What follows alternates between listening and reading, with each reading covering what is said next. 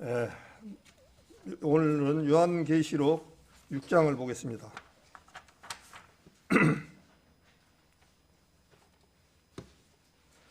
요한계시록 6장 9절을 같이 한 목소리로 읽겠습니다. 요한계시록 6장 9절. 다섯째 인을 떼실 때에 내가 보니 하나님의 말씀과 저희의 가진 증거를 인하여 죽임을 당한 영혼들이 제단 아래에 있어 10절까지 여기겠습니다. 10절까지.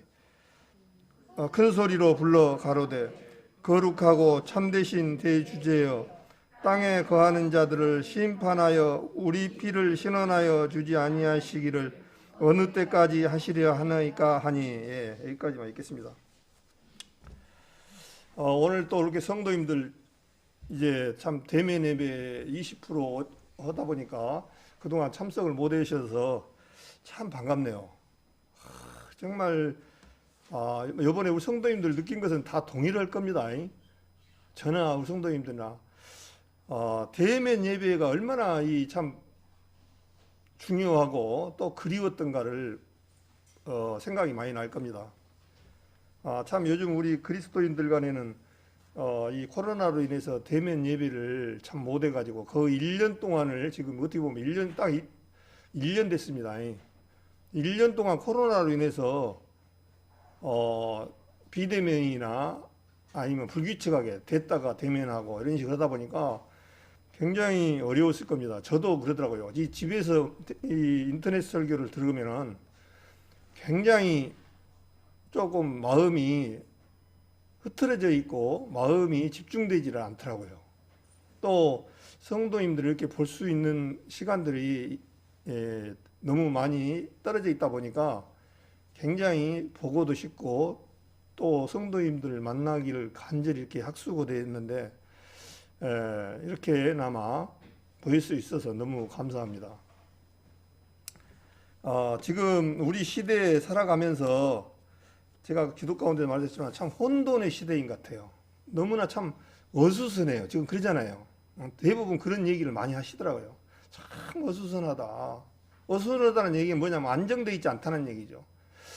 어떤 정치, 경제, 사회 모든 분야에 어떻게 보면 지금 사실 월급 생활을 하신 분들은 좀 나았는데 사업하신 분들은 지금 말 들어보면 죽을 지경이더라고요. 그분들 입장도 정말 얼가요. 하루하루가 진짜 피말리는 것 같더라고요.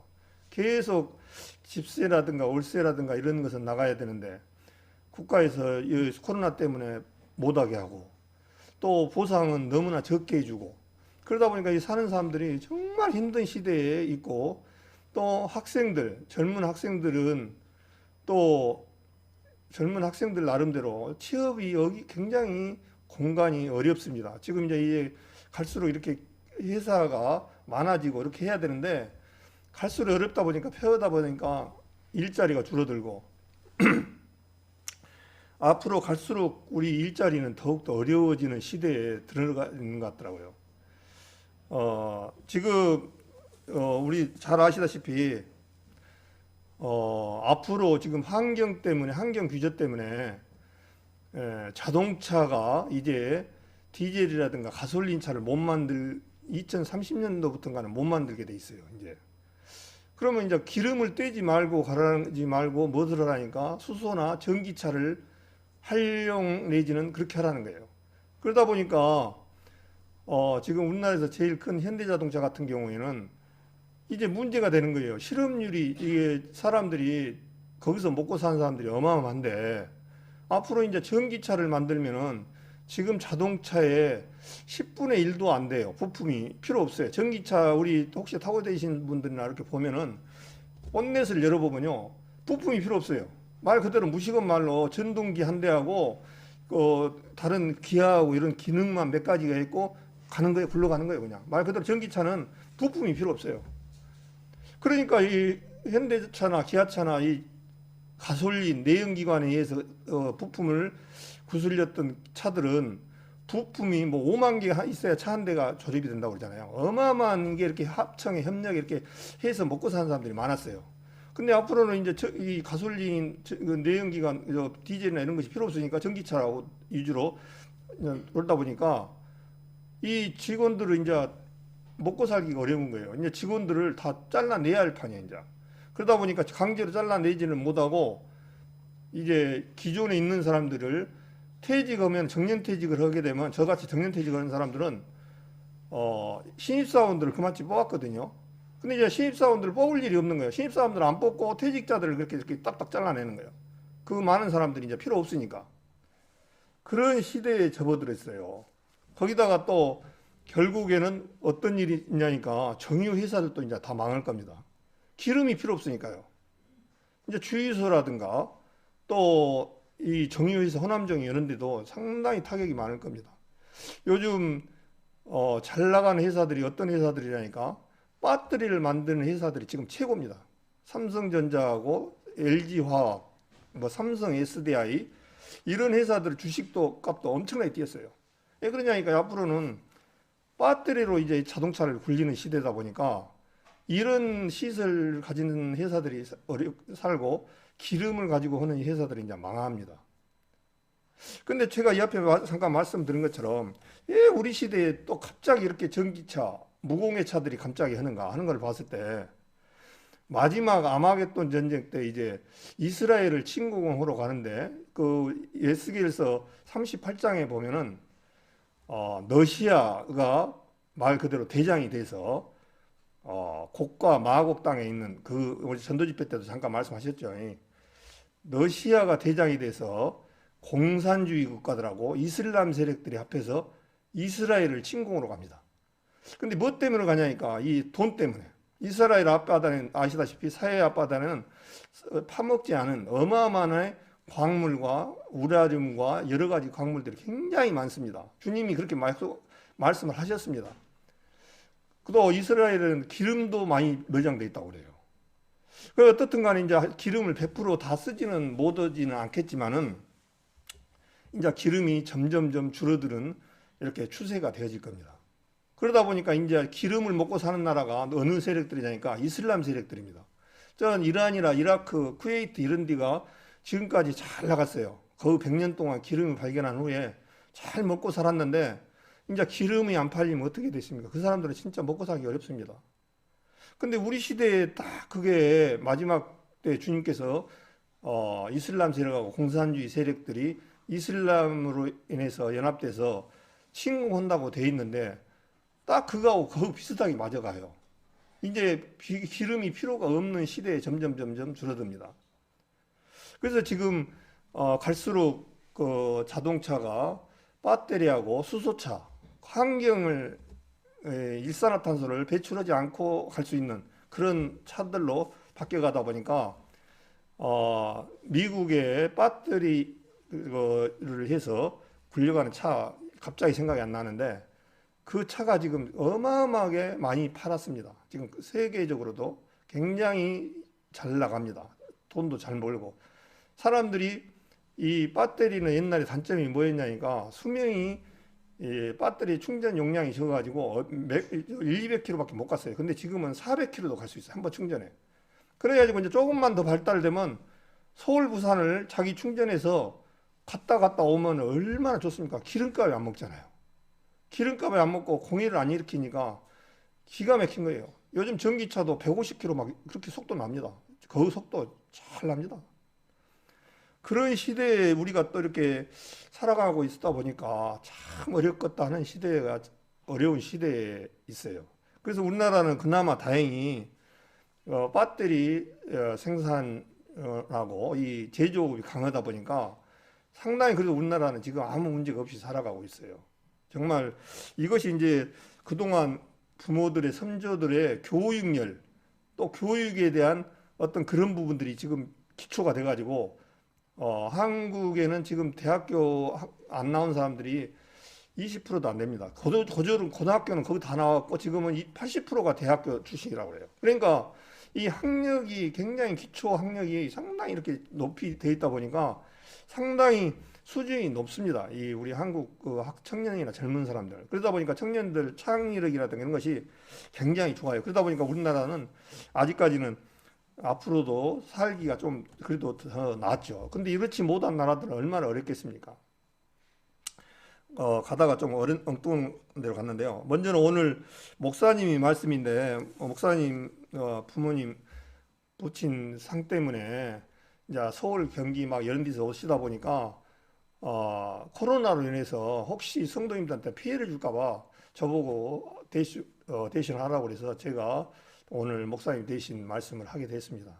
그 성도님들이 그 심정을 이해해 주시고, 또 요즘 코로나가 무증상 감염이 많다 보니까 이 참 문제가 없는데 감염이 돼 있는 경우가 상당히 있단 말입니다. 근데 그 이 앞에 인터넷에서도 보셨죠? 이거 쓰는 거하고 소독, 마스크 이 중에서 제일 효과가 큰 것이 마스크라고 나왔잖아요. 우리 봤잖아요. 이것도 별로 효과가 없다고 그래요. 소독제도 별로 효과가 없다고 그래요. 마스크가 최고로 효과가 크다는 것이 증명이 됐다고 그래요. 그러니까 이 마스크만 하나 잘 써도 굉장히 방제가 되고 방어가 된다. 그렇게 생각이 되집니다. 그래서 오늘 이 앞에 이상진 형제하고 이제 잠깐 뭔가를 물어보려고 통화를 한번 해봤습니다. 근데 이상진 형제 같은 경우 일주일 전인가 며칠 전인가 확실히 날짜는 모르겠습니다만 이제 가족들이 헤어져 갖고 다 집에 왔다 그러더라고요.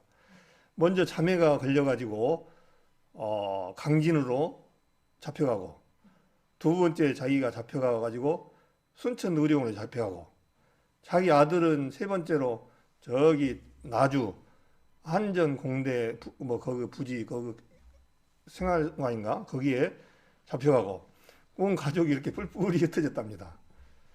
그래서 이제 그러면 뭐 가서 병원 치료를 어떻게 했습니까? 라고 물어보니까 그 코로나 걸린 사람의 증세가 이 온도 이 물기가 수분을 많이 흡수하더라고요. 물을 많이 드셨다 그러더라고요.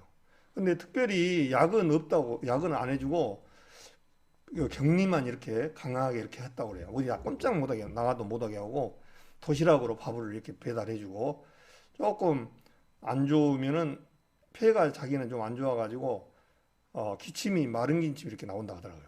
그래서 일주일째까지가 제일 많이 그 전까지가 이 많이 코로나에 많이 품어낸다네요.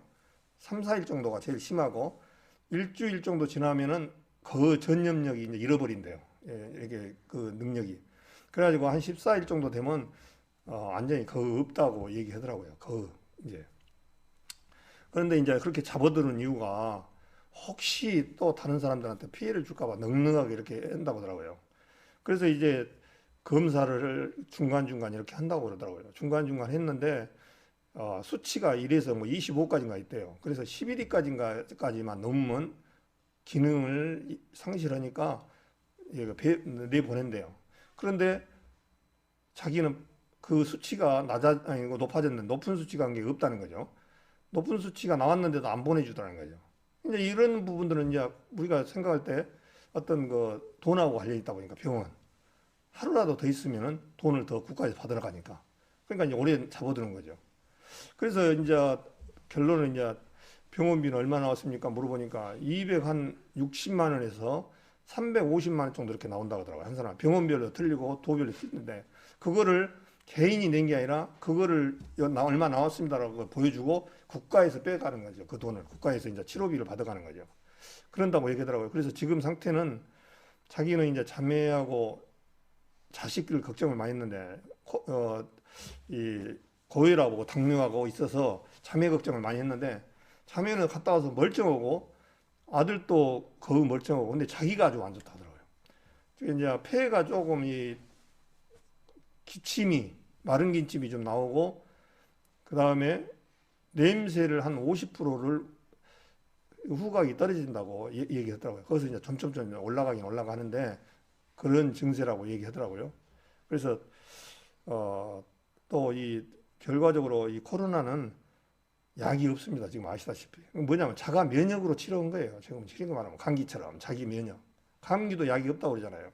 자가 면역으로 치료가 된 거예요, 사실은. 근데 이제 못 번지게 하다 보니까 그렇게 이제 격리를 하는 그런 과정이다. 그래서 우리가 너무 또 우습게 생각해도 안 되지만 또 너무 이것을 깊이 둬가지고 너무 어렵게 생각하면은 너무 힘들 것 같아요. 그냥 평범하게 살아가야 되지 않느냐 그런 생각이 해요. 근데 직업별로 틀리더라고요. 병원 업무에 종사하신 분들이나 학교라든가 이런 분들은 또 예민하고 그럴 수밖에 없죠, 또. 그래서 그 부분들을 너무 마음에 두고 살아갈 필요는 없다 그런 생각을 갖습니다. 오늘 요한계시록 6장을 말씀을 좀 오늘 구절을 읽었습니다. 요한계시록 6장을 1절부터 8절까지를 이 앞에 제가 설교상에 했습니다. 다 잊어먹으셨죠? 그러니까 이렇게 참 설교해도 편한 것 같습니다. 다 잊어먹었을 거예요, 아마.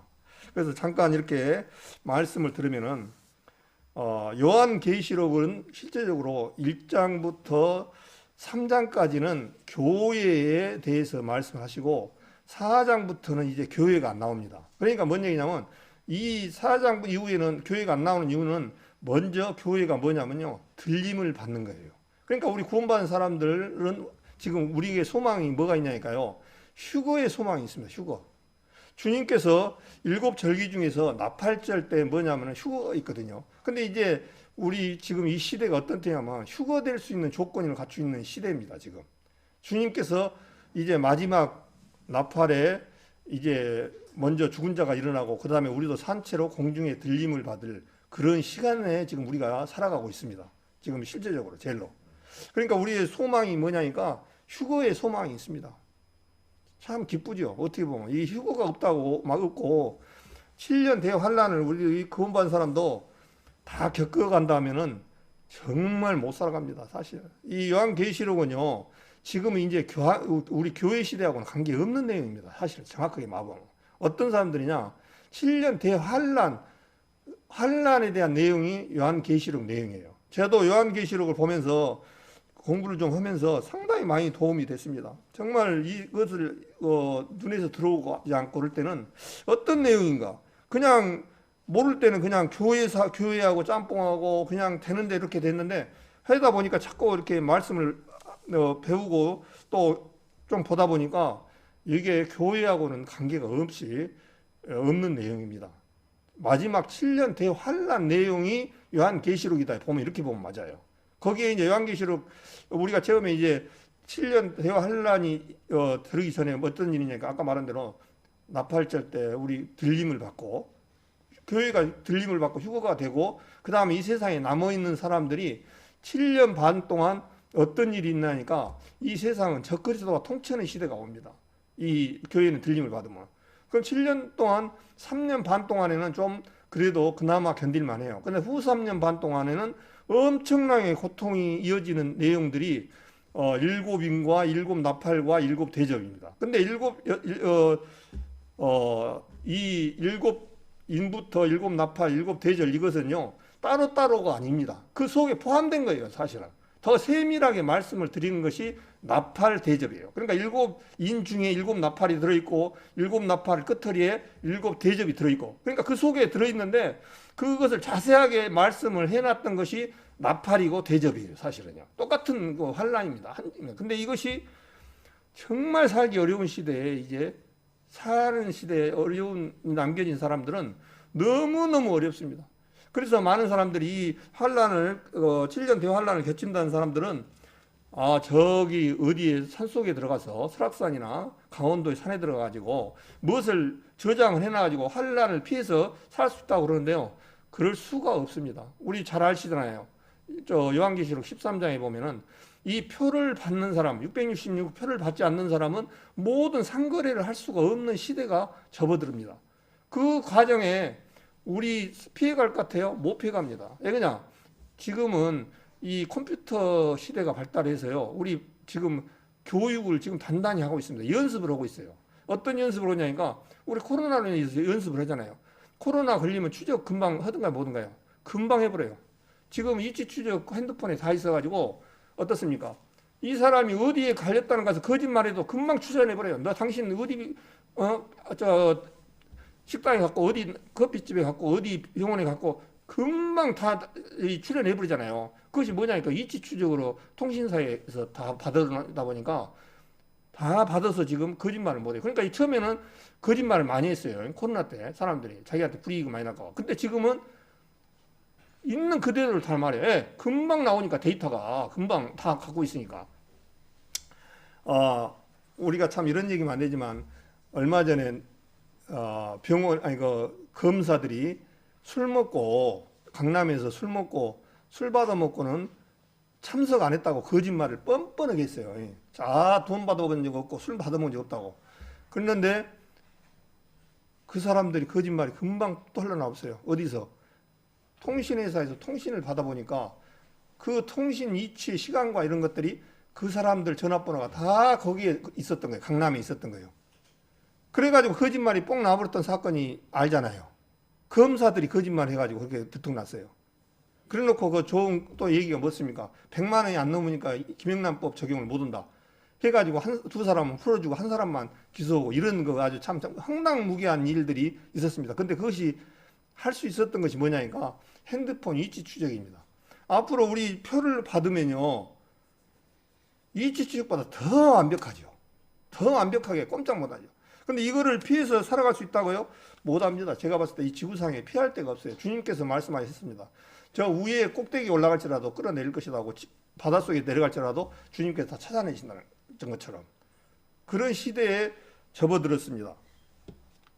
그래서 지금 우리 시대가 실제적으로 어떻게 보면은 참 이 주님 오시기 일보 직전이 그런 시대에 지금 살아가고 있지 않느냐 그런 생각을 해봅니다. 이 요한계시록 6장에 내보면은 제가 이 앞에 말씀을 해주셨던 내용들 중에 조금 이렇게 복습을 좀 하면은 인을 떼는데 그 인이 봉해졌다는 거예요. 이 봉해졌는데 이 봉을 띌 사람은 딱 한 사람밖에 없다는 거예요. 일곱 인 중에서 일곱 인을 뗄 수 있는 사람은 이 세상에 아무도 없다는 거예요. 그럼 누구만 뗄 수 있느냐? 예수님만 뗄 수 있다는 거예요. 예수님만. 그거 내용이 요한계시록 여기다 딱 잡아놓고 5장에 보니까 5장 5절 한번 보겠습니다.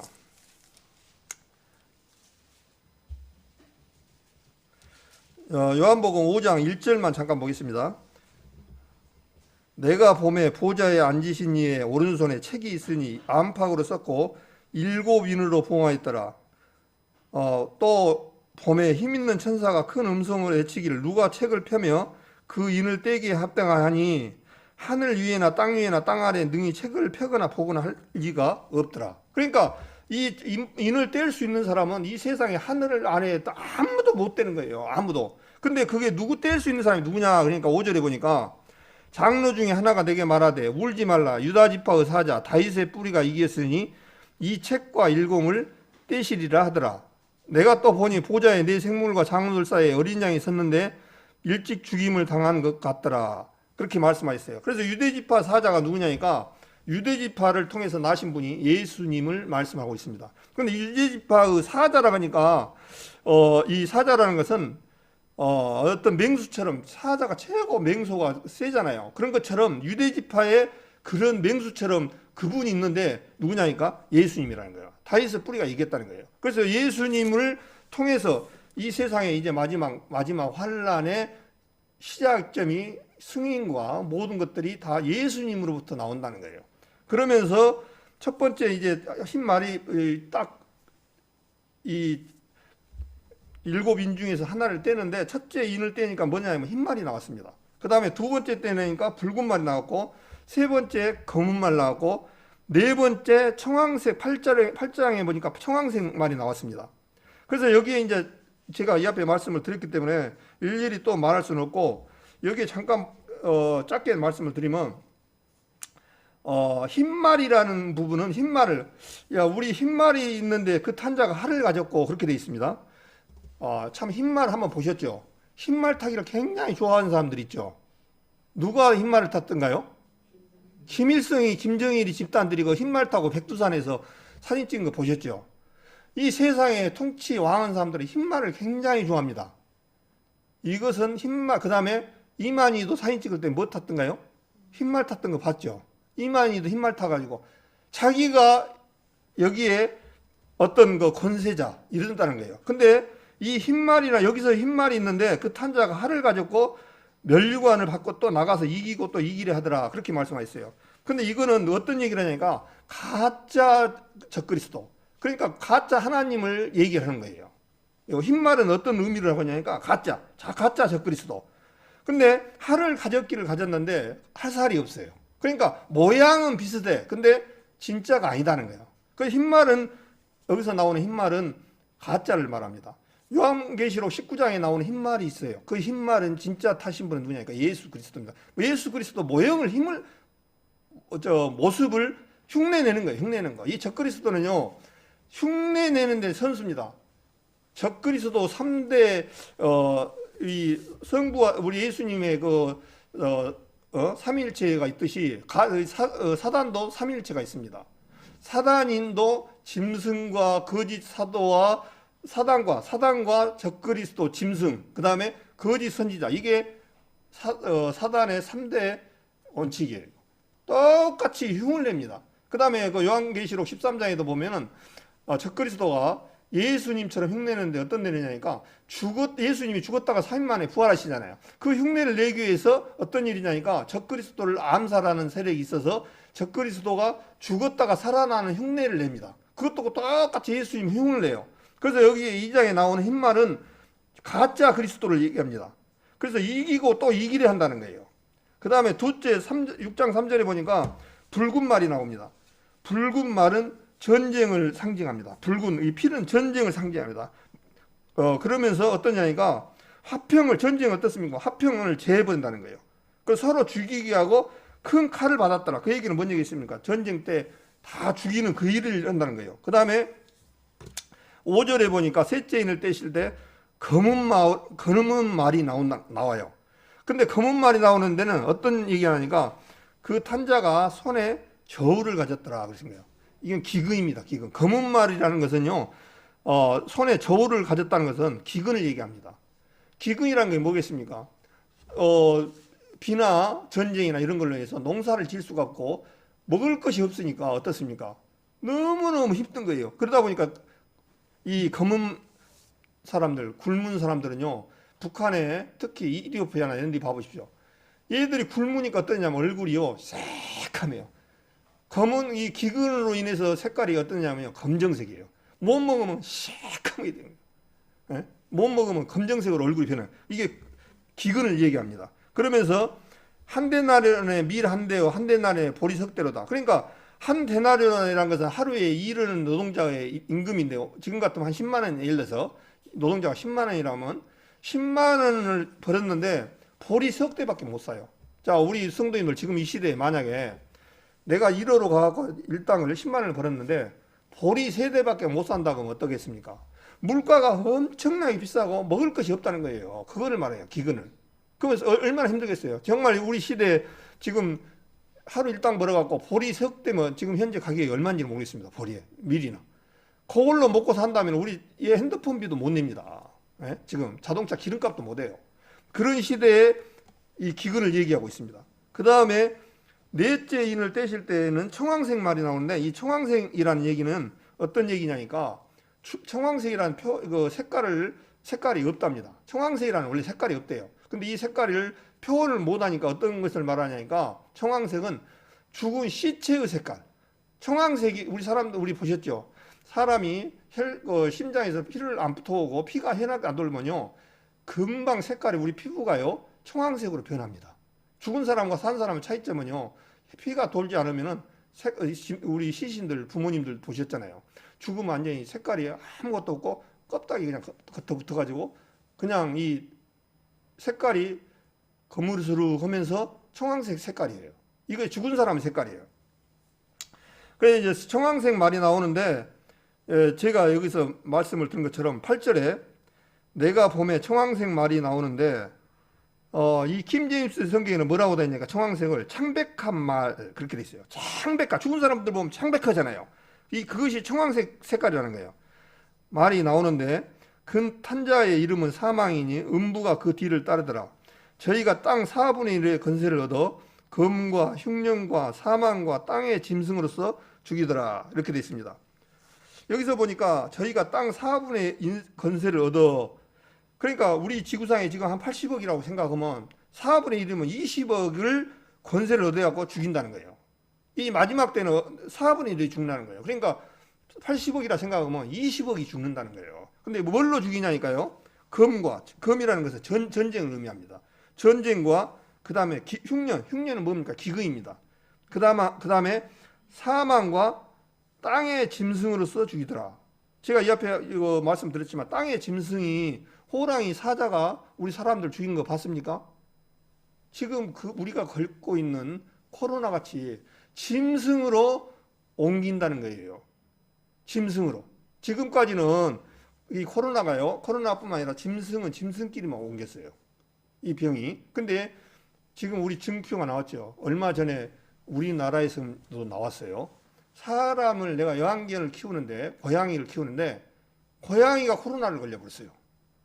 원래 짐승과 짐승이 걸리고 사람이 걸렸었어요. 이때까지 전염병이. 근데 지금 이제 어떤 일이냐니까 우리 시대에도 애완견을 키웠는데 내가 코로나가 걸려가지고 애완견을 키웠는데 고양이를 검사를 해보니까 고양이가 코로나가 걸려 있는 거예요. 그러면 앞으로 이제 어떤 일이 나느냐? 애완견도 이제 다 죽일 겁니다. 애완견도 못 키우는 시대가 올 거예요. 예. 내가 애완견을 키웠는데 반대로 코로나가 걸릴 확률도 있다는 거예요. 그렇게 성립이 안 되겠습니까? 앞으로? 그러니까 이제 정말 사람과 이 짐승과 모든 것들이 사랑과 정이 다 깨지는 거예요, 전부. 요즘 갈수록 어떻습니까? 사람들 만나면 적어가면 사람들 너무 많아. 식당에 들어갔는데 사람들 너무 많아. 사람들이 많으니까 좋아갖고 이 집 장사 잘 된다 이렇게 돼야 되는데 코로나 걸릴까봐 이 집 가면 너무 많아갖고 안 돼. 없는 집으로 가. 이런 시대가 접어들었습니다. 사람이 사람을 피하는 그런 시대. 참 얼마나 비참합니까? 그렇게 생각 안 됩니까? 자식들 간에도 그러는 거예요. 5명이다 보니까 지금 이 앞에 우리 사이하고 이제 모처럼 한번 왔더라고요. 근데 5명이 넘어요. 그러니까 식당에는 못 가겠는 거예요. 벌금 무니까. 참 이거 어디 가도 못 오고 이런 시대에 접어들었습니다. 정말. 그러면서 땅의 짐승으로서 죽이더라. 그러니까 짐승으로 죽이더라는 얘기는 야생, 그 다음에 또 우리 돼지나 이런 걸로요. 이 앞에 북한에서 멧돼지가 못 넘어오게 멧돼지를 다 죽이랬어요. 왜 그러냐니까 멧돼지로 인해서 사육하고 있는 우리 돼지 사육시설이 전염병으로 많이 죽으니까 그걸 예방하기 위해서 다 죽였습니다. 못 나오게. 지금 그런 시대에 지금 우리가 살아가고 있고 그런 시대에 지금 접해져 있습니다. 참 주님 말씀은 정말 너무너무 정확한 거예요. 그러니까 우리가 성경을 읽을 때 한 말씀 한 토획도 주님 말씀이 그렇다라면 아멘 하고 받아들인 것이 최고 신앙의 믿음 좋은 겁니다. 요걸 내 생각을 비춰봐갖고 이게 아니야 설마 그러려고 내 생각을 비춰보고 그래서 주님께서 네 생각을 버리고 내게 나오라 그랬잖아요. 이사야서 55장에도 네 생각을 버리고 내 생각 가졌던 학문과 모든 것들을 버리고 나와야 돼요. 우리가 잘 아시다시피 포항공대 얘기 말씀을 제가 한 번 드렸잖아요. 포항에 그 유명한 우리 김옥일 학장하고 김영길 씨하고 한동대 교수하고 총장하고 두 사람이 안동 김씨 참 천재들입니다. 김옥일 씨가 포항공대 초대 총장이고 동생이 김영길 씨가 포항 한동대 총장이었어요. 근데 그 사람들이 미국 MIT에 나와가지고 미국에서 상당히 나사 우주국에서 알아주는 물리학자 박사들입니다. 근데 그걸 이제 박태준 회장이 포항공대를 세울 때 그분을 초청을 했습니다. 당신이 와서 포항공대를 설립해주고 좀 해주시오. 그러니까 그분들은 나라를 위해서 내가 우리나라가 못 살 때 유학을 가서 학문을 배운 것을 국가를 위해서 이바지하겠습니다. 그 대신 조건이 있습니다. 그래서 이제 박태준 회장한테 한 거예요. 그 조건이 뭐예요? 그러니까 학교 업무에 재정과 교수 채용 모든 면에서 관여를 안 한다는 각서를 써주면 내가 총장으로 오겠어. 그러니까 박태준 회장이 줬어. 나는 일체 관여를 안 하겠어. 재정만 돈만 지원해 주겠어. 그래서 만들어진 회사가 공대가 포항공대입니다. 그래서 포항공대는 실제적으로 세계적인 아주 명석학대학으로 유명해졌습니다. 지금 포항공대는 상당히 수준이 높은 대학입니다. 우리 포스코가 일본에서 기술 이전을 받았는데 기술 이전을 안 해주는 거예요. 이제는 일본이 한국을 잡아먹을 것 같으니까 기술 이전을 안 하니까 이제 기술 이전을 안 해주니까 그때 자체로 기술 개발을 할 수밖에 없는 그런 상황이 된 거예요. 그래서 이제 박태준 회장은 김호길 그 총장을 불러다가 포항공대를 설립해서 많은 기술 개발을 했고, 또 그런 과정에 포항공대 한동대가 생겼지 않습니까? 그 한동대 아시다시피 거기도 포항공대하고 한동대 그 특징이 뭐냐니까 영어로 수업한다는 거. 영어를 모르면 거기는 학교 따라갈 수가 없어요. 영어로 수업을 시작해서 영어로 끝내고, 영어를 아주 철저하게 한 사람들이에요. 그 다음에 학교의 교수들을 적게 두는, 포항공대 같은 경우는 5명당 교수 1명씩. 그러다 보니까 이 굉장히 연구에 매진한 그런 학교로 정평이 나 있습니다. 그런데 김영길 이분이 복음을, 아버지가 열실한 하나님 믿는 사람이었습니다. 안동에서 유명한 이 하나님 믿는 집안이었습니다. 아들들한테 얘기를 하면은 아들들은 많이 배우고 그러니까 하나님 말씀을 들으면 안 맥히는 거예요. 그래서 이제 어느 날 요한복음을 보다가 요한복음 2장에 가나의 혼인잔치에서 포도주, 제가 말씀드렸잖아요. 포도주를 드시는데 포도주가 떨어져서 예수님이 6개 항아리가 있는데 거기다 갖다 물을 부어라. 그러니까 물을 부었는데 뭐가 변했냐니까 포도주로 변한 거예요. 그래서 잔치를 이끌어갔던 그 주인이 보고 다른 사람이 그런 거예요. 아니 처음에 먹었던 포도주는 맛이 없던데 두 번째 맛은 기가 막힌 포도주를 어디서 났어? 처음에 원래 사람들은 술이 취하기 전에 좋은 포도주를 내놓고 술이 취하고 나면 좋든 말든 나쁜 포도주를 줘서 원래 그렇게 하는데, 이 집 잔치는 어떻게 처음에는 맛도 없더만 두 번째 포도주를 먹으니까 기가 막히게 좋은 포도주를 갖고 왔습니까? 이렇게 하는 거예요. 그래서 이제 그 사람들이 예수님이 물로 포도주를 만들었던 그 사건을 얘기를 이제 김영길 총장한테 그 얘기를 아버지랑 이렇게 듣고 있었던 거예요. 그러니까 말도 안 되는 짓이에요. 내가 배운, 그래도 내가 맹색이 그래도 박사고 물리학의 권위자인데 물이 어떻게 포도주가 돼? 말도 안 되는 소리인 거예요. 그런데 어느 날 미국에서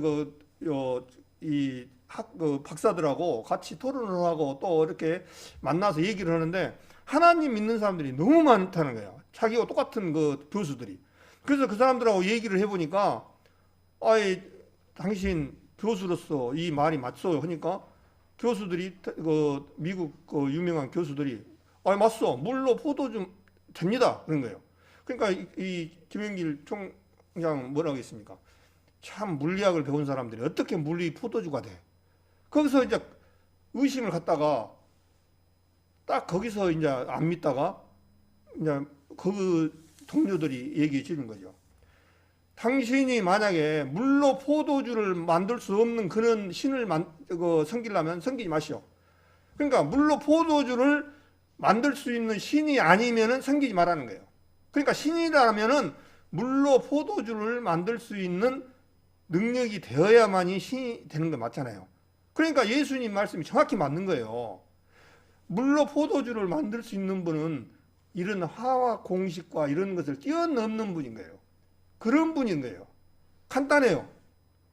그러니까 우리 많은 사람들이 자기 생각을 가지고 있으면요, 굉장히 자기 생각을 갖다가 여기다 비교를 해갖고 자기 생각 안 맞으면 그만둬버리는 사람들이 많습니다.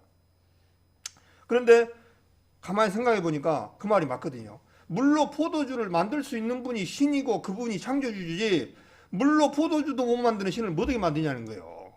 그게 맞잖아요. 정확하게 답이었어요. 그래서 맞다. 창조주는 그분이 창조주이기 때문에 가능하다는 것을 알았어요. 그래서 이제 예수님께서 행하신 모든 이적과 기적들이 사람이 할 수 없는 것들을 하신 거예요. 실제로. 한번 봐보십시오. 이 요한복음이라든가 이런 데 보면은 기적과 이적을 행했던 부분들이 어떻습니까? 물로 포도주가 가능합니까? 우리 생각대로는 불가능해요. 그 다음에 바다 위를 걸어옵니다. 우리 이 세상에 바다 위를 걸었던 분 계십니까? 바다 위 혹시 걸었던 분 계십니까? 없습니다. 거지 나사로를 또 죽었던 나사로가 죽었는데 4일 만에 가서 보니까 냄새가 납니다.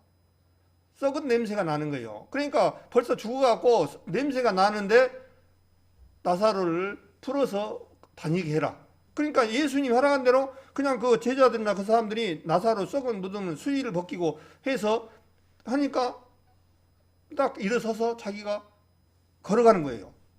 예수님이 하라는 대로만 시키면, 이러한 죽은 나사로를 살린 이런 일이라든가 이런 것들이 과연 사람이 할 수 있는 일인가, 그것을 한번 생각해 보면 알아요.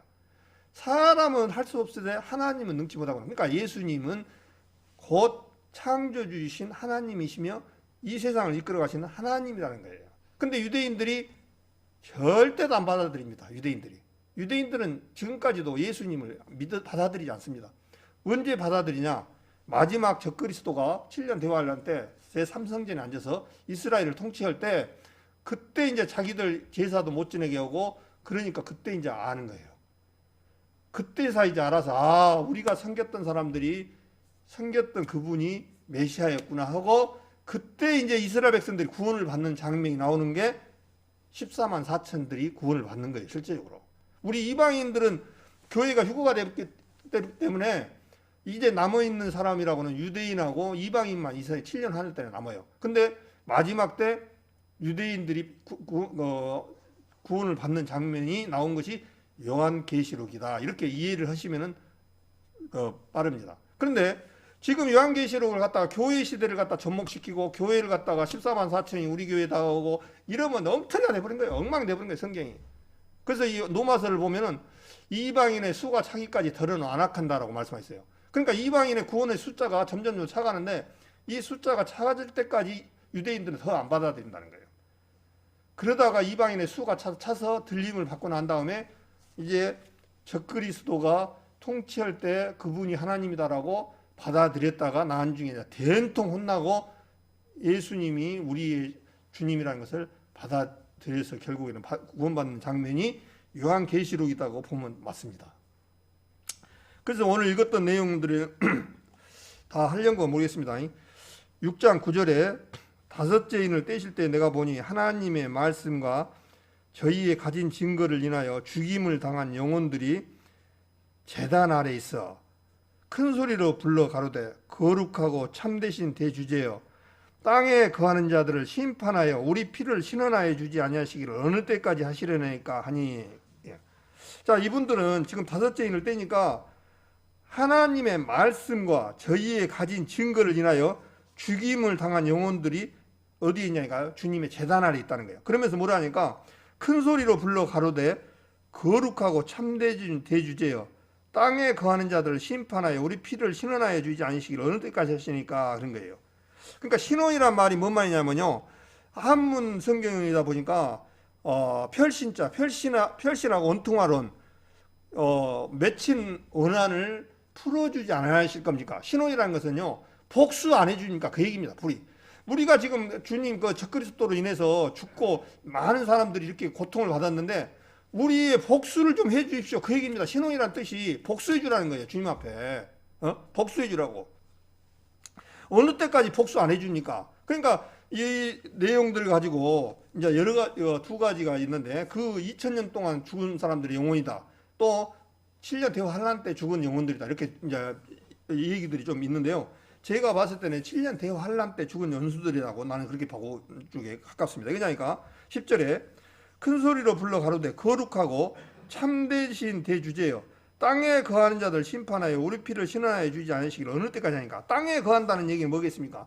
적그리스도와 그 당시 거짓 서지들이 많은 이제 표를 안 받는 안 받는 사람들은 죽이는데 앞장설 겁니다. 굉장히 많이 이제 이 표 받는 것 때문에도 많이 죽고, 또 하나님 때문에 믿었던 사람들을 죽이고 그런 사건들이 일어날 겁니다. 근데 거기에 죽어가지고 있는 사람들이 온통하다 이거예요. 그래서 원수를 갚아주라는 거예요. 주님 앞에 지금 원수를 왜 안 갚아줍니까? 그 얘기예요 지금. 그러면서 어느 때까지 하지 않으시니까 하니 그렇게 말씀하십니다. 그러면서 11절에 각각 저희에게 흰 두루마리기를 주시며 가라사대 아직 잠시 동안 시대 저희 동무 종들과 형제들도 자기처럼 죽임을 받아 그 수가 차기까지 하라 하시더라, 그렇게 됐습니다. 그러니까 그렇게 원수를 언제까지 갚아주지 않습니까? 그러니까 각각 저에게 뭘 주냐니까요, 흰 두루마기를 주었다는 거예요. 흰 두루마기는 하나님의 말씀이면서 두루마기를 보통 표현할 때는 하나님의 말씀을 표현을 많이 하셔요. 근데 그 두루마기를 받았다는 얘기는 뭐겠습니까? 의로운 자라, 하나님의 자녀라는 것을 인정을 받았대. 우리도 성경 안에서 의롭다 인정을 받았지 어디서 우리가 인정을 받았습니까? 주님께서 다시 내 죄를 기억지 아니하리라 하시고 말씀하셨고, 우리는 주님의 은혜로 말미암아 구원을 받았나니 그렇게 말씀하셨잖아요. 행위로 받지 아니하고 은혜로 받았나니. 그러니까 우리는 이미 주님의 구원을 이미 받은 사람들입니다. 그렇기 때문에 흰 두루마리를 어떤 사람들이 줬으니까 각각 한 사람한테 두루마리를 줬다는 얘기예요. 그 얘기는 뭔 얘기냐면 너희는 하나님의 백성이고 하나님의 자녀다, 그런 식으로 지금 두루마리에 증표를 주셨다는 거예요. 그러면서 가라사대 아직 잠시 동안 저희 시대 저희 동무종들과 형제들도 자기처럼 죽임을 받아 그 수가 차기까지 하리라. 그러니까 앞으로 더 죽는 사람이 차기까지 더 기다려라, 그 얘기예요. 더 기다리라는 거예요. 근데 마지막에 이제 마지막에 이 복수를 해주는 그런 장면이 나오는데 주님께서 뭐라고 말씀하니까 이사야서 63장을 보겠습니다. 이사야서 63장, 여기를 딱 6장 내용을 놔두고 이사야서 63장을 한번 보겠습니다.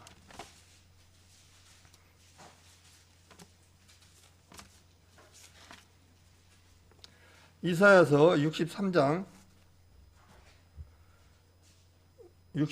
제가 읽겠습니다. 에돔에서 오며 홍의를 입고 보스라에서 오는 자가 누구뇨? 그 화려한 의복 큰 능력으로 걷는 자가 누구뇨? 그는 내니 의를 말하는 자요 구원하기에 능한 자니라. 어찌하여 내 의복이 붉으며 내 옷이 포도주 틀을 밟는 자 같으뇨? 만민 중에 나와 함께한 자가 없이 내가 홀로 포도주 틀을 밟았는데 내가 노함을 인하여 무리를 밟았고 분함을 인하여 짓밟았으므로 그들이 선열이 내 옷에 띄어 내 의복을 다 더럽혔으니 이는 내 원수 갚는 날이 내 마음에 있고 내 구속할 해가 왔으나 내가 본즉 도와주는 자도 없고 붙들어주는 자도 없으므로 이상히 여겨 내 팔이 나를 구원하며 내 분이 나를 붙들었음이라. 내가 노함을 인하여 만민을 밟으며 내가 분함을 인하여 그들을 치게 하고 그들을 선열로 땅에 쏟아지게 하였느니라. 지금 여기 말씀은 마지막 때 7년 대환란 때 이제 주님께서 에돔에서 오시는데 홍의를 입었다는 거예요. 홍의를 입었다는 얘기는 어떻습니까? 능력이 있으신 분, 어떤 그런 부분을 말씀하고 있습니다. 그런데 오는 자가 누구며 화려한 의복, 그 능력으로 걷는 자가 누구뇨? 근데 이 걷는 사람이 누구냐니까요? 하나님입니다. 그는 내니 그랬습니다.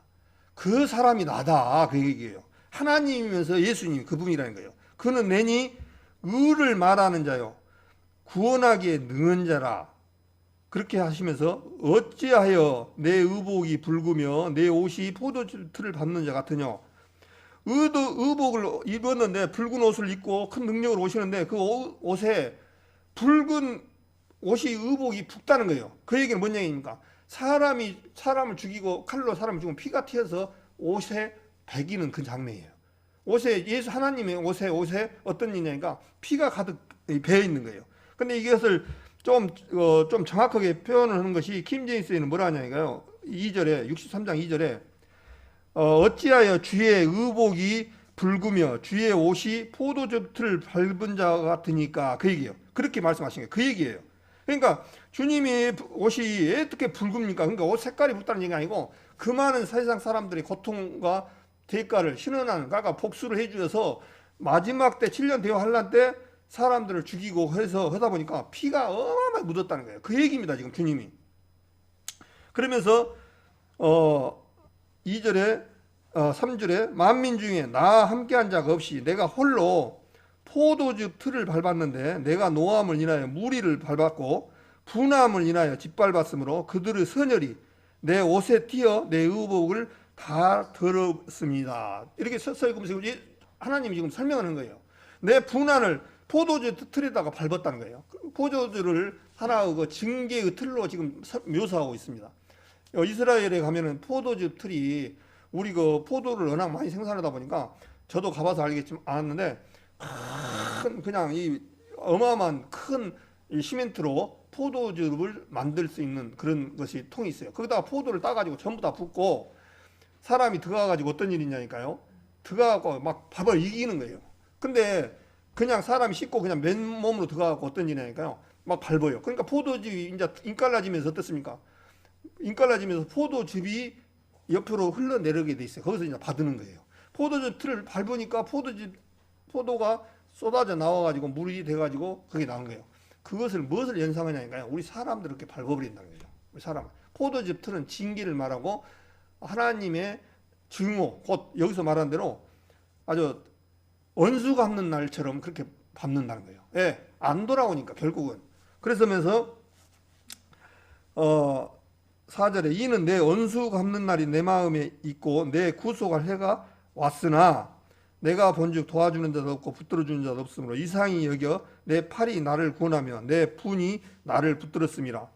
6절에 내가 노함을 인하여 만민을 밟았으며 내가 노해가지고 누구만 어느 한 사람만 밟은 게 아니라 이 세상 모든 사람들을 밟았다는 거예요. 아주 그때는 이제 그래서 주님께서 율법 시대와 은혜의 시대를 지금 우리 예수님이 돌아가시기 전에를 율법 시대라고 합니다. 그 전에는 양심의 시대라고 그러죠.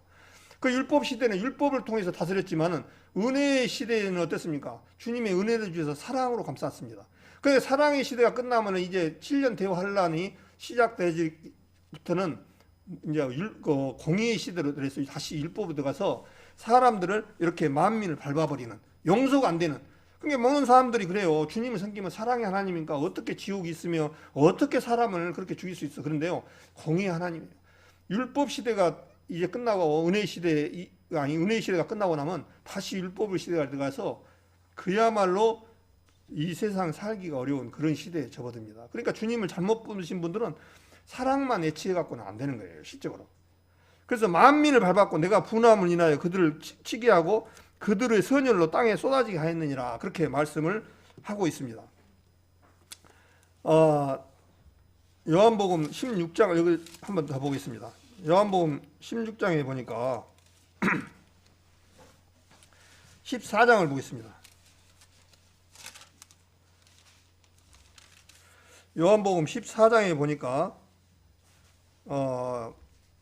17절부터 제가 또 다 읽겠습니다. 14장 17절부터 또 다른 천사가 하늘에 있는 성전에서 나오는데 또한 이해한 낯을 가졌더라. 이 이해한 낯을 하니까 좀 말이 좀 성경이 좀 이상하죠.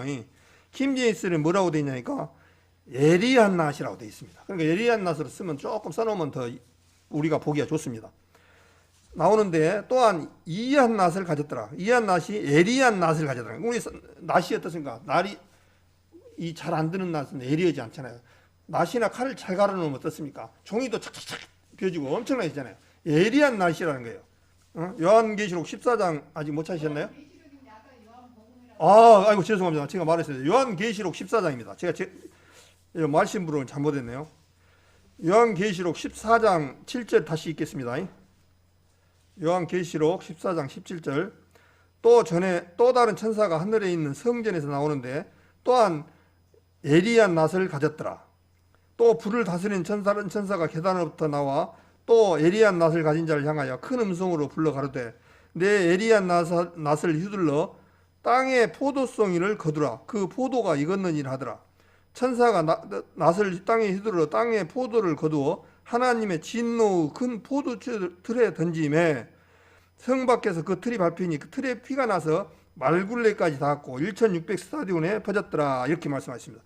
마지막 때 이제 이 부분도 아마겟돈하고 연관이 있는데 어떠냐니까 마지막에요. 주님께서 예리한 낫을 가지고 이 세상 사람들을 추수되게 거둔다는 거예요. 그래놓고 포도주 틀에다가 집어넣고 밟아버린다는 거예요. 여기 지금 뭐라고 했습니까? 포도주 틀에 던짐에 그냥 포도줄에 어떠냐니까 던져버린다는 거예요.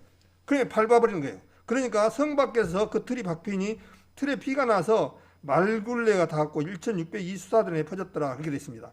예루살렘의 성 위에서 그 틀이 밟혔는데 틀에서 피가 나서 어디까지 닿냐니까 말굴레라는 것이 말이 서 있으면은 이 기 있는 데까지 그 높이로 피가 흘러서 내려간다는 거예요. 그러니까 얼마나 많은 사람들이 죽어야 이런 일이 있겠습니까? 마지막에 주님께서 화를 해서 마지막에 이렇게 한다는 거예요. 그래서 다시 요한계시록 6장으로 가겠습니다.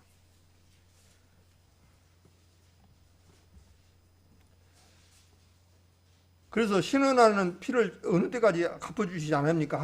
하면서 좀 참아라. 죽기까지 좀 하라고 하면서 이제 12절에 보니까 내가 보니 여섯째 인을 떼실 때에 큰 지진이 나며 해가 총담같이 검어지고 온 달이 피같이 되며. 자, 여기 12절에 보니까요. 내가 보니 여섯째 인을 딱 떼는데 뭐가 일어나니까 큰 지진이 나며 해가 총담같이 검어지고 온 달이 피같이 되더라. 지진 우리 지금 많이 견뎌봤잖아요. 근데 우리 보통 사람들은 이 지진은 그다 이제 7년 대환란 때 지진은 비교가 안 됩니다. 비교가 안 돼요. 여기를 잡으시고 요한계시록 16장을 보겠습니다.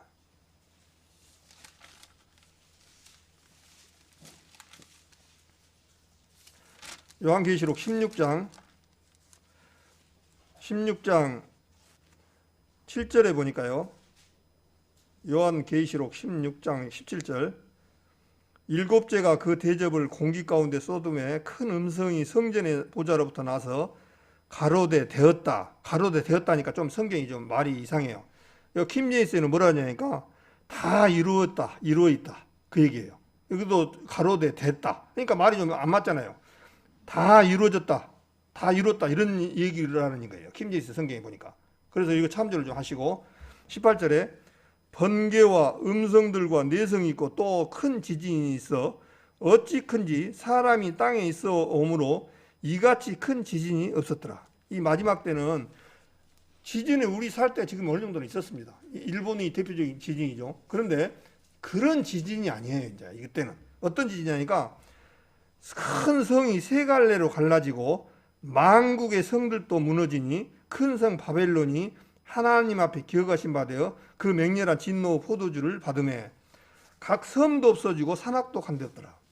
이 마지막 때 지진은요 그냥 이렇게 시시한 지진이 아니라 산과 섬이 있고 큰 성이 세 갈래로 무너지는데 그 큰 성이라는 것이 세계를 말하는지 아니면 예루살렘의 성인지는 모르겠습니다. 그러나 어떻든 간에 성이 갈라지고 만국의 성들도 무너진다는 거예요. 만국이라는 것은 어느 한 나라만 말하는 것이 아니라 세계 모든 나라의 모든 건물과 모든 것들이 다 무너지는 거예요. 마지막 때 성들이 무너지니 큰 성 바벨론이라. 이 요한계시록에 보면은 17장 이후에는 바벨론에 대해서 나옵니다. 그래서 이제 바벨론에 대해서는 조금 나중에 말씀을 드리기로 하고, 바벨론이 하나님 앞에 기억하신 바 되어 그 맹렬한 진노 포도잔을 받음에 각 섬도 없어지고 산악도 간되었더라. 얼마나 크면 각 산과 섬과 이런 것들이 다 없어져 버려요. 이 앞에 일본이 뭐 지진이 좀 심하게 나니까 뭐 1cm가 옮겨졌다고 그러죠. 그거는 비교가 안 되는 거니까요. 앞으로 그거는 비교 안 되고 아마 제가 생각할 때는 서울에 있는 그 빌딩, 미국 뭐 큰 빌딩들 모조리 다 무너질 겁니다. 아마 주님 7년 대환란 때는 모조리 다 무너질 거예요. 남은 거 없을 겁니다. 그러면서 큰 지진이 나며 해가 총담같이 검어지고 그랬습니다. 해가 우리 저기 떠 있는 해가 총담같이 검어지고, 이 총담이란 얘기를 뭐냐니까요. 검은 천같이 염소의 검은 털. 그러니까 총담이란 것은 해가 밝는데 그것을 깜깜하게 한 것을 총담이라고 그래요. 그래서 극장에 가면 우리 빛이 안 들어오게 막잖아요. 검은 천. 그런 것처럼 한 것이 여기 총담이라는 거예요. 그러니까 해가 빛을 발하지 않는 거예요. 총담같이 검어지고 온 달이 피같이 되며 그래서 했습니다. 달이 피같이 된다는 거예요. 이거 달은 빛을 내지 못한다고 그러죠. 해가 비침을 받아서 반사만 하는 것이 달이라는 것을 잘 알고 계실 줄 압니다. 달은 자체로는 빛을 낼 수가 없는 그런 존재예요. 근데 해가 총담이 검어져 버리니까 피같이 된다는 거예요. 피같이 변한다는 거예요. 이런 시대가 온다는 거예요. 그 다음에 13절에 하늘의 별들이 무화과 나무가 대풍에 흔들려 선 과실이 떨어지는 것 같이 땅에 떨어지며 그렇게 되어 있습니다. 하늘의 별들이 무화과나무가 태풍이 흔들리는 성 과실이 떨어진 같이 땅에 별들이 떨어진다는 거예요. 요즘 그 별들에 대해서 좀 이렇게 찾아보니까 옛날에는 뭐 어떤 과학자가 망원경으로 보니까 별이 그 몇천 개다, 뭐 몇천 개다 이런 식으로 뭐 내가 보니까 저거 그랬는데 별의 수요를 셀 수 있다고 뭐 했나고요? 예, 별의 수요를 셀 수가 없다라고 말씀하셨습니다. 그래서 주님께서 시편 147편에 보면 별의 수요를 우리가 지금 셀 수가 없어요. 그런데 하나님은 별의 수요를 세신다고 하셨습니다. 내 생각하고 안 맞아요. 아까 똑같아요. 물과 포도주로 그 사건하고 똑같아요. 여기 잡으시고 시편 147편을 한번 보겠습니다.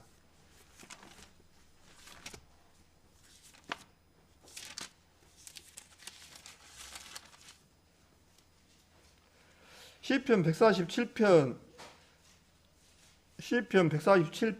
2절부터 제가 읽겠습니다. 여호와께서 예루살렘을 세우시며 이스라엘의 흩어진 자를 모으시며 상심한 자를 고치시며 저희 상처를 싸매시는도다. 저가 별의 수요를 계수하시고 저희를 다 이름대로 부르시는도다. 자, 우리 하늘에 한번 별 봐보시죠. 근데 주님께서 뭐냐니까 별의 수요를 계수한다는 거예요. 별 개수를 아신다는 거예요. 자, 내 생각으로 보면 똑같아요. 우리 성도님들 혹시 저녁에 요즘은 별 보기가 좀 어렵습니다. 근데 공기 맑은 동네라든가 공장이 없는 지대 가면은 하늘에 한번 별을 봐보십시오. 빽빽히 들었습니다. 빽빽히 들었어. 제가 이스라엘 가고 거기는 공장이 없다 보니까 시내산을 올라가는 과정에 하늘을 한번 저렇게 쳐다봤는데 그거 진짜 기술만 있으면 좀 찍어왔으면 좋겠다고. 하늘에 그 맑은 하늘에 별들이 빽빽히 들었습니다. 빽빽히 아니. 근데 그 별을 세시고 그 이름을 수요를 계시하고 이름대로 부르시는 거예요. 별에 그러니까 각각 이름이 있다는 거예요. 그 많은 별들이. 그건 진짜 우리가 믿음이 약하신 분들은 어떻겠습니까? 참 주님은 말도 안 되는 소리를 하십니까? 어떻게 아무리 하나님이라도 오십니까? 아까 똑같아요. 그러니까 하나님인 거예요. 네? 간단해요. 내 생각을 여기다 붙이니까 이거 아니야. 이거 어떻게 수를 세? 그것은 내 생각이에요. 내 생각. 그분이 어떤 분이라는 것을 모르니까 그런 거예요. 그러면서 별의 수요를 계수하시고 저희의 이름대로 부르신도다. 그러면서 5절에 우리 주는 광대하시며 능력이 많으시며 그 지혜가 무궁하시도다. 그런 분을 우리는 섬기고 있는 거예요. 그러니까 섬기는 거예요. 만약에 이렇게 능력이 없고 그러신다면 우리 진짜 섬길 필요도 없어요. 사실은. 돌이나 깎아놓고 그 돌한테 빌고 말지. 근데 그런 분이 아니다는 거예요. 이 세상 별의 수요를 계수하시고 또 한번 그 주님께서 시편 119편 이왕 찾으니까 시편 119편을 한번 보겠습니다. 119편 19절을 볼까요? 시편 119편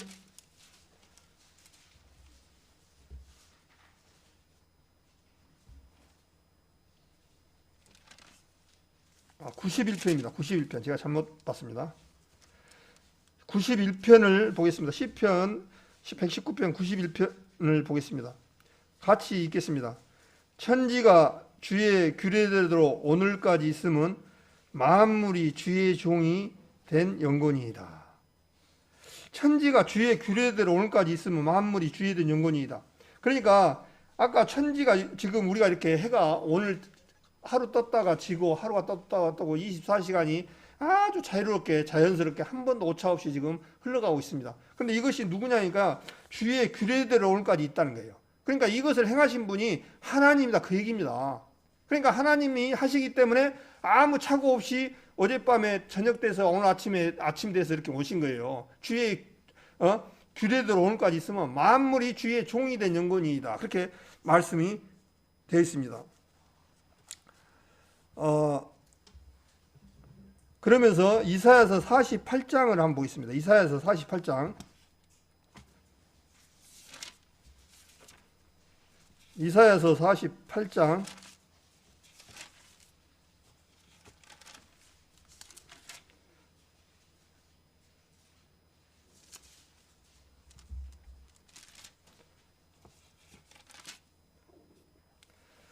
이사야서 48장 12절 13절을 제가 읽겠습니다. 야곱아, 야곱은 이스라엘 말하죠. 나의 부른 이스라엘아, 나를 들으라. 나는 그니 나는 처음이요 또 마지막이라. 과연 내 손이 땅의 기초를 정하였고 내 오른손이 하늘을 폈나니 내가 부르면 천지가 일제히 서느니라. 주님이 부르면 천지가 선다는 거예요. 그러면 요한계시록 6장에 어떻습니까? 순서대로 그 인을 주님이 주관하시니까 그대로 환란이 오는 거예요. 그러니까 주님께서 우리 이거 얼마나 정확한지 몰라요. 주님께서는 그냥 그 없는 말을 만들어내신 분이 아니라 주님의 그 계획이 있어요. 그 계획대로 그 시차대로 흘러가는 거예요. 그 예수님이 아가 가나 혼인잔치에서 그 물을 포도주로 만드는 장면에 있을 때 뭐라 하냐면 내 때가 아직 되지 않았다. 그 때 부분이 많이 나옵니다. 주님의 때. 그것은요 성경 말씀대로 그 순서와 계획대로 모든 것들이 다 일일이 잡혀져 있습니다. 이 순서들이. 그런데 그 순서가 돼야 돼요. 그러니까 주님께서 그냥 아무 때나 십자가상에 죽으시면 안 됩니다. 때가 있어요. 정확하게 맞아야 돼요. 그래서 예수님이 죽을 때 어디서 죽어야 되냐니까 예루살렘에 죽어야 돼. 그러니까 마지막에 예루살렘에 가서 핍박을 받고 했는데도 예루살렘에 올라가는 거예요. 그런데 예루살렘에 아무 때나 올라가면 안 돼. 언제 올라가야 되느냐? 6월절 때 가야 돼요. 예수님은 6월절 어린 양으로 오셨기 때문에 언제 죽어야 되냐면 꼭 6월절 날 죽어야 돼요. 6월절 날 안 죽으면 안 돼요. 또 베들레헴에서 탄생하신다고 미가서 5장에 말씀하셨기 때문에 베들레헴에서 꼭 탄생을 하셔야 돼요. 이 성경은 한 채 오차도 없는 거예요. 그래서 주님께서 지금까지도 내가 부르면 천지가 일제히 선다고 말씀하신 부분이 정확하게 맞습니다. 그래서 요한계시록 6장에 순서대로 주님이 누가 뛰냐니까 예수님이 뛰는 거예요. 하나씩 하나씩. 그게 하나 뗄 때마다 어떠냐면 환란과 고통인 거예요. 마지막 7년 대환란의 환란을 겪는 거예요. 지금 실질적으로. 그래서 이제 마지막에 주님의 말씀을 받아들이지 않으면 어떻습니까? 이거 마태복음 23장에도 마지막에 예루살렘아 내가 암탉이 새끼를 모으려 한 일이 몇 번이냐? 그러나 너희가 언치 아니하였도다. 이제 너희가 나를 다시 보지 못하리라. 예수님이 죽었다가 부활해서 승천하시니까 못 보잖아요. 그럼 언제 보느냐? 7년 대환란 이제 마지막 적그리스도가 성전에서 내가 하나님이다라고 할 때 이제 그때 주님을 맞이하는데 스가랴서에 뭐라고 돼 있습니까? 오늘 시간이 벌써 1시간이 되어버렸네. 이거 다음에 하기로 하고 스가랴서 14장을 보겠습니다. 제가 이 앞에 말씀을 드렸던 내용인데요. 스가랴서 14장을 보겠습니다.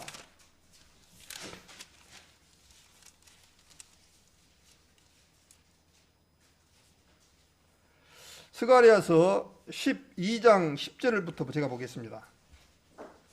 스가랴서 12장 10절 내가 다윗의 집과 예루살렘 거민에게 은총과 강구하는 심령을 부르지니 그들이 그 찌른 바 그를 바라보고 그를 위하여 애통하기를 독자를 위하여 애통하듯 하며 여기 이제 그 전까지는요 예수님을 안 받아들인 거예요. 계속 스가랴서입니다. 페이지 수는 1324페이지입니다. 다윗의 집과라는 게 예루살렘 이스라엘 말이죠. 내가 다윗의 집과 예루살렘 거민에게 은총과 강구하는 심령을 부어준다는 거예요. 지금 이 순간까지도 이스라엘 백성들은 예수님을 받아들이지 않습니다. 도저히 안 받아들여요. 지금 예루살렘에 가면은 이스라엘이 인구가 한 몇백만에서 한 1000만 1400만 어쩌고 그러는데 그 사람들이 과연 지금 예수님을 믿습니까? 전혀 안 믿습니다. 그 사람들은. 지금 실제적으로 하나님을 제일로 거역한 그 중에서도 동성연애를 봐놓고도 실제로 장미축제나 이런 것을 제일 세계에서 성대하고 강하게 한 데가 이스라엘이라는 거예요. 참 기가 막혀요. 눈과 귀가 가려져 버리니까 그런 거예요. 완전히. 그래서 그 사람들은 아직도 예수님을 절대 안 받아들입니다. 모르는 거예요. 그것을. 그래서 마지막 때니까 만민에게 은총과 강구하는 심령을 부어준데 그들이 그 찌른 바 그를 바라보고 우리가 선조들이 죽였던 예루살렘에서 십자가에 죽였던 그분이 하나님이고 메시아구나는 것을 그때 이제 알게끔 은총을 주신다는 거예요. 그러면서 그를 바라보고 그를 위하여 애통하기를 독자를 위하여 애통하듯 하며. 자, 아들이 하나 낳았는데 아들이 하나 죽어버렸어요. 제일로 가슴 아픈 것이 이거 아니겠습니까? 아들 하나 독자가 낳았는데 아들이 죽어버렸어요. 이것같이 그것처럼 슬프다는 거예요. 그것처럼 완전히 그것처럼 애통을 한다는 거예요. 독자를 위하여 애통하며 그를 위하여 통곡하기를 장자를 위하여 통곡하다 하리로다. 근데 이것이 그날에 예루살렘에 큰 애통이 있으니 무기또 골짜기 하단들인 못에 있던 애통과 같을 것이라. 온 땅 각 족속이 따로 애통하되 다윗의 족속이 따로하고 그 아내들이 따로하며 나단의 족속이 따로하고 그 아내들이 따로하며 네이 족속이 따로하고 그 아내들이 따로하고 시므이 족속이 따로하고 그 아내들이 따로하며 모든 남은 족속도 각기 따로 하고 그 아내들이 따로 하리라. 그렇게 말씀하시면서 13장 1절 이어집니다. 그날에 죄와 더러움을 씻는 셈이 다윗의 족속과 예루살렘 거민을 하여 열리리라. 그러니까 마지막 때 이제 마지막 이스라엘 백성들한테 기회를 줬는데 뭐냐니까요. 예수님을 받아들이는 사람들이 이제 있다는 거예요. 그래서 로마서 내용이 어땠습니까? 8장까지는 말미암아 그리스도 안에 있는 자는 결코 정죄함이 없는지. 우리가 그리스도 안에서 구원받은 사람들이 어떤 일이 있어도 우리는 그리스도 은혜에서 사랑에서 떼낼 수가 없다라고 말씀하셨고, 그리스도 안에 들어가 있는 자라들은 결코 정죄함이 없는 거예요. 어떠한 죄를 지어도 정죄함이 없어요. 우리는. 그렇다고 해서 이제 죄를 지라는 그런 얘기가 아니고, 하나님의 그 죄는, 은혜는, 보혈은 완벽하고 완전한 거예요. 완전한. 그것을 말을 합니다. 그러면서 마지막 9장에 어떤 내용입니까? 내가 이스라엘 사람인데 혈육을 위해서 기도하는데 이스라엘을 위해서 가슴이 답답해요. 내가 저주를 받아서 이스라엘 사람들이 구원을 받기를 원한다라고 사도 바울의 간절한 심정을 토해낸 내용이 9장입니다. 그러면서 9장, 10장, 11장까지가 내용이 뭐냐면 마지막 이스라엘이 구원받을 수 있는 그 내용들이 있어요. 그래서 돌감나무와 참감람나무 얘기했잖아요. 돌감람나무였어요, 우리 이방인들은. 근데 참감람나무가 누구냐니까 이스라엘이었습니다. 근데 우리가 참감람나무에 젖붙임을 받았다는 거예요. 돌감나무에. 그래서 우리가 뭔 열매를 맺냐니까요. 좋은 열매를 맺은 거예요. 반면에 참감람나무 그 사람들은 이방인들이 취해가 버리니까 좋은 열매를 취해가 버리니까 유대인들은 받지를 못한 거예요. 그래서 마지막 때 이제 유대인들이 돌아왔을 때 참감람나무의 열매를 맺을 수 있다라고 한 내용이 11장까지 그 내용입니다. 근데 그게 이방인의 충만한 수가 들어오기까지 더러는 안악하게 된다. 그렇게 말씀하셔서 우리 이방인의 수가 이제 점점 더 구원받은 교회가 점점 더 차가하면은 어떤 이 복음이 마지막 어디로 넘어가냐니까 유대로 넘어갑니다. 유대인으로 넘어갑니다. 이 세상은 이제 끝이 나고 유대인들이 구원받는 시대에 접어듭니다. 그때는 이미 적그리스도가 통치하는 너무너무 고통받는 그런 시대에 살아가게 된다는 사실이에요. 그래서 구원받기 전에 7년 대환란이 오기 전에 어떤 일이 있어야 되냐? 구원을 받아야 돼요. 가족들은 같이 모는 사람들은. 이 세상에 남아있는 사람들은 가장 비참한 사람들입니다. 그래서 우리들은 지금 어떤 일이 감사하냐니까요. 우리는 지금이라도 준비가 돼 있어요. 준비가. 오늘이라도 호령과 천사의 나팔로 친히 강림하셔 그리스도 안에서 죽은 자들 먼저 일어나고 우리도 살아서 주님 앞에 갈 수 있는 휴거라는 사건이 기다리고 있으니까 얼마나 감사합니까? 참 너무나 감사합니다. 오늘 저녁이라도 부르면 우리는 갑니다. 그런데 문제는 내 가족, 내 딸, 자식들은 남겨놓는다라고 생각하시면 이건 보통 일이 아닙니다. 그래서 구원을 꼭 점검을 해야 되고 그렇게 우리가 이 복음을 중요시 여겨야 된다. 그런 생각이 되집니다. 그래서 이제 시간이 됐기 때문에 그냥 다 이거 했던 부분은 다 다음에 말씀을 드리기로 하고 우리 성도님들 어려운 시기에 있지만은 이 어려운 시기들이 세상 사람들은 참 이것을 성경을 모르는 사람들은요 무사태평이에요. 우리가 그랬잖아요. 세상에 무식이 용감하다. 그 아까도 얘기했지만 무식이 용감하다 그런 얘기가 있어요. 깡패들이 더 주먹질을 잘합니까? 법을 잘한 사람들이 주먹질을 잘합니까? 주먹질은 깡패들이 잘해요. 왜 깡패들이 주먹질을 잘할까요? 힘이 세서? 몰라서. 모르는 게 법에 대해서 무식하니까 그냥 취급하는 거예요. 근데 법을 아는 사람들은 이거 가는데 이거 쳤다가는 살인죄로 걸려서 몇 년 살고 또 폭행죄로 해서 안 돼. 그러다 보니까 참아지는 거예요. 그런 것처럼 이 세상에 무지한 사람들이 용감한 거예요. 이까짓 거 어려움 견디면 견뎌내지 이런 식인데 이제 딱 숨을 거두는 순간 이제 가는 길이 영원한 지옥으로 빠져가고 가는 길이 틀리다는 사실이에요. 그래서 아까 인을 떼기에 합당하신 분은 이 세상에서는 예수님밖에 없다는 사실이에요. 열면 닫을 자가 없고 열면 닫을 자가 없고 닫으면 다시 닫을 사람이 없다는 거예요. 그래서 이 세상에 누가복음 16장에도 거지와 나사렛에서도 보면은 너희와 우리 사이에는 큰 구렁이 껴 있어서 여기에서 올 수도 없고 저기에서 올 수도 없고 여기서 갈 수도 없다라고 성경에 분명히 말씀하고 있습니다. 근데 어떤 사람들은 내가 천국과 지옥에 갔다 왔는데 천국은 없고 지옥은 없다고 전부 가짜입니다. 주님께서는 한번 죽으면요 절대로 나올 수가 없고 올 수가 없고 갈 수가 없는 거예요. 우리와 사이에는 큰 구렁이 있어서 올 수가 없고 갈 수가 없다라고 누가복음에서 그렇게 분명히 말씀하셔서 구원받고 가는 길이 완전히 달라버립니다. 완전히 달라버려요. 그래서 그런 부분들은 속지 마시고 정말 우리가 가지고 있는 이 구원이 얼마나 귀하고 정확한지를 성경 속에서 비춰보면서 우리 이 말씀대로 성경에 나는 알파와 오메가요 시작과 끝이라고 그랬잖아요. 이 세상 참신이 아니하면 이런 말을 할 수가 없어요. 알파와 오메가요 시작과 끝이라는 거예요. 처음에 어떻게 만들었고 어떻게 마무리를 하겠다라고 하나님이기 때문에 창조주시기 때문에 정확하게 그렇게 말을 자신 있게 하는 거예요. 근데 이 세상에 알라가 그렇게 말하던가요? 불교에서 나는 처음과 시작과 끝이라고 말하는 사람이 있던가요? 책임 있는 말을 한 사람이 종교 이 세상에 아무도 없습니다. 오로지 예수님만이 창조주시기 때문에 그런 말을 하시는 거예요.